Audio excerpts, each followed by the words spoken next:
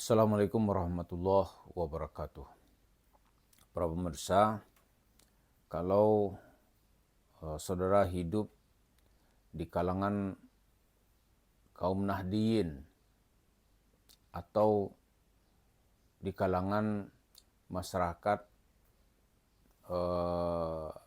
di bawah gitu, khususnya di Nusantara ini, itu mereka yakin ada yang namanya bawa sial atau kualat dan sejenisnya namanya kena tulah.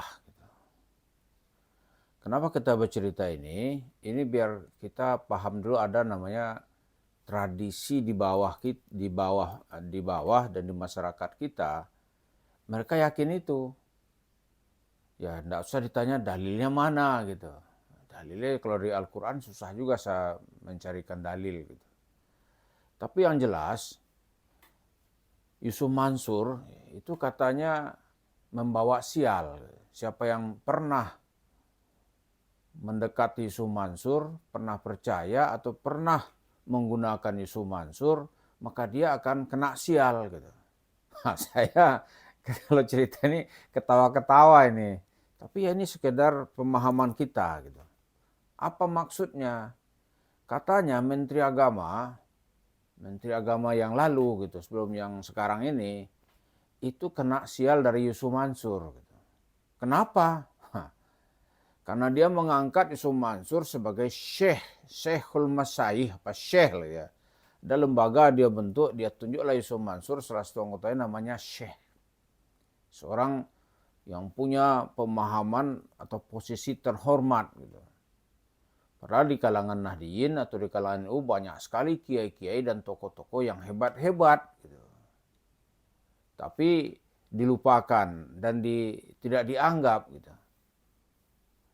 Maka kemudian sang menteri ini yang sekarang kena sial Yusuf Mansur itu dia lagi dicari, ya kan, diminta untuk menghadap atau datang ke KPK gitu. Kasusnya apa? Kasusnya adalah dia katanya, kata DPR ini, DPR itu kan DPR sampai membentuk pansus. Jadi ini beritanya bukan lagi di bawah meja, tapi ini sudah diangkat ke pansus DPR. Ke pansus DPR itu diminta untuk mempertanggungjawabkan. Mempertanggungjawabkan adalah dia telah menjual dalam tanda kutip ya, visa haji yang seharusnya untuk orang-orang yang antri gitu. Ini dia jual untuk jemaah haji khusus ya. Yang jumlahnya menurut cerita pansus DPR itu banyak sekali, ribuan gitu. Mungkin ada sekitar 10.000 visa yang dijual oleh menteri gitu. Ya kalau satu visa, kalau 10.000 visa itu, satu visa dijual misalnya 300 juta atau 200 juta. Sudah dapat uang itu sekitar 2 triliun atau 3 triliun. Wah, sekarang ini pansus telah menyerahkan hasil kerjanya itu ke pemerintah dan ini sudah turun ke KPK, maka dia sekarang menjadi buronan KPK. Katanya lari ke luar negeri, tapi nggak pulang-pulang. Tapi yang menarik buat kita ini bukan segi hukumnya, tapi ya kata orang-orang di Jawa itu bukan hanya di Jawa, di Nusantara ini orang yakin itu namanya kena sial. Kalau dia nggak berhubungan dulu dengan Yusuf Mansur, dia nggak kena sial gitu. Tapi ada juga yang menyebut ini karena dia tidak manut kepada kiai. Ya mungkin ini akumulasi, kita nggak tahu juga ya. Kenapa ini kita angkat? Karena balasan-balasan seperti ini itu diyakini oleh masyarakat kita. Tidak hanya itu gitu. Al-Mukarram Kiai Said Agil Sirat contohnya ya, itu di berbagai media berani mengatakan orang yang mengerjai NU atau menggunakan itu akan dapat balasan. Karena Pak Kiai Profesor Doktor ini, Pak Kiai Profesor Doktor Said Agil Siraj itu merasa ya NU telah digunakan oleh pihak tertentu sehingga di muktamar NU di Lampung dia merasa dikerjain, sehingga kata Kiai ini ada balasan.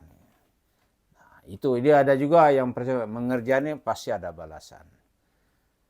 Ya kan?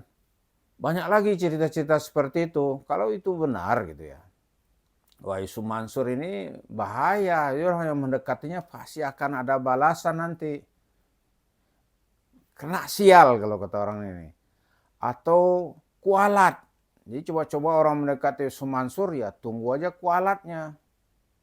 Karena dia ini menyengsarakan umat. Gitu. Menyengsarakan umat Islam. Ya kan? Menyengsarakan umat Islam sehingga dianya mah kaya gitu. Kalau dia mah nggak takut dengan kualat-kualat, ala kualat. Gitu paling gitu kan. Ala sialan. Dia nggak takut dengan sialan. Buktinya ya dia ambil aja duit masyarakat gitu. Kemana-mana.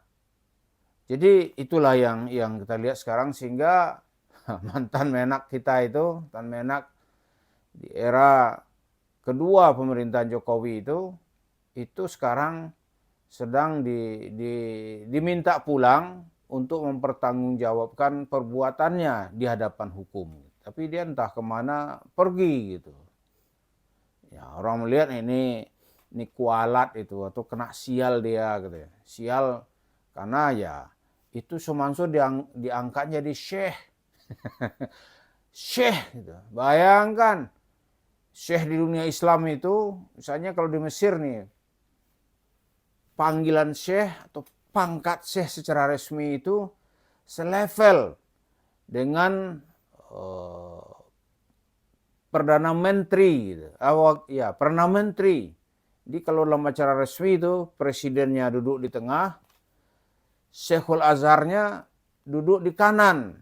Sementara Perdana Menteri duduk di kiri. Data kedua lagi, dulu kita pernah mengundang dalam acara festival Istiqlal, itu mula-mula yang undang itu Menteri Agama gitu, tapi ditolak. Akhirnya undangan dari wakil presiden, baru syekhnya datang. Saya nggak tahu, saya kira peraturan atau posisi itu masih berlaku sampai sekarang. Itu syekh gitu. Nah, Menteri Agama ini ngangkat Yusuf Mansur sebagai syekh. Syekh apa gitu. Sementara kerjaannya itu di mana tukang tipu, ya kan? Tipu-tipu, bohong-bohong, dan cerita kurafat. Cerita agamanya pasti bernuansa kurafat. Nggak ada dalil. Maka orang biasa lah ya itu ya. Itu merasa yakin, Menteri Agama itu kena sial itu. Gitu. Ya, cuma dia nggak mau lanjutin, ya kita lanjutin sialnya itu karena angkat Yusuf Mansur gitu. Celaka dia. Tapi yang paling banyak itu yang melihat dia kena tulah itu gitu. Atau dia tuh kualat sama kiai gitu.